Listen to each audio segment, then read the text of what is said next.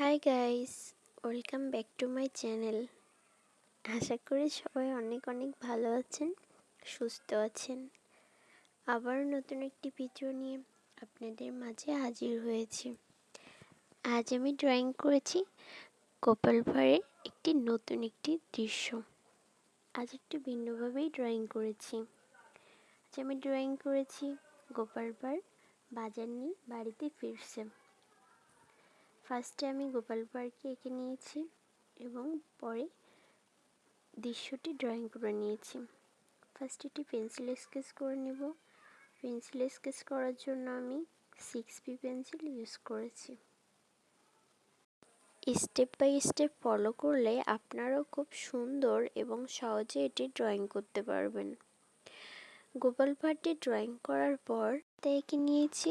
তারপর রাস্তার সাইড দিয়ে 3টা তাল গাছ এবং তারপর 2টা বাড়ি এবং একটি গাছ এঁকে নিয়েছি।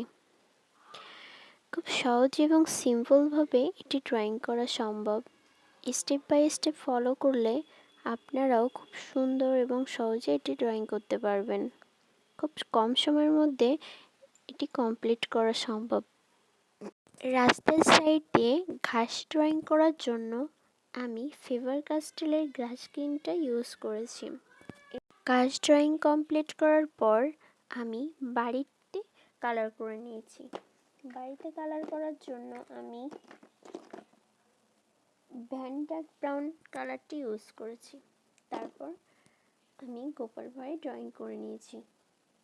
গোপাল ভাঁড়ে দুটিতে কালার করার জন্য আমি ডার্ক ক্যাডমিয়াম অরেঞ্জ কালারটি ইউজ করেছি এবং একইভাবে টাওয়ালেও সেম কালারটি ইউজ করেছি এবং জামাতে কালার করার জন্য আমি ক্যাডমিয়াম ইয়েলো কালারটি ইউজ করেছি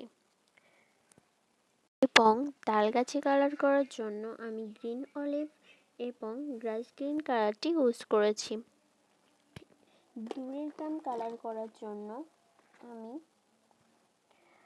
কোবাল্ট গ্রিন কালারটি ইউজ করেছি। এটি খুব হালকাভাবেই ইউজ করেছি। আকাশে কালার করার জন্য আমি লাইট ব্লু কালারটি ইউজ করেছি। খুব কম কালার ইউজ করেই ভিডিওটি ড্রয়িং করা সম্ভব। কীভাবে খুব কম কালার ইউজ করে সিম্পলভাবে একটি প্রাকৃতিক দৃশ্য ড্রয়িং করা যায় সেটি আজ আমি আপনাদের স্টেপ বাই স্টেপ দেখিয়েছি। ভিডিওটি ভালো লাগলে লাইক কমেন্ট শেয়ার করতে ভুলবেন না।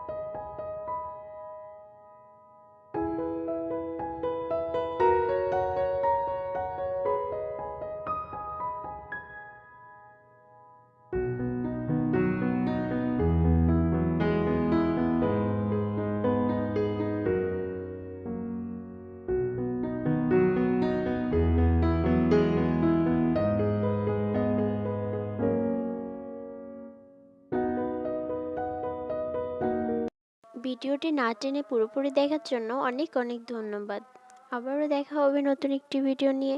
সুস্থ থাকুন, ভালো থাকুন। Thank you so much.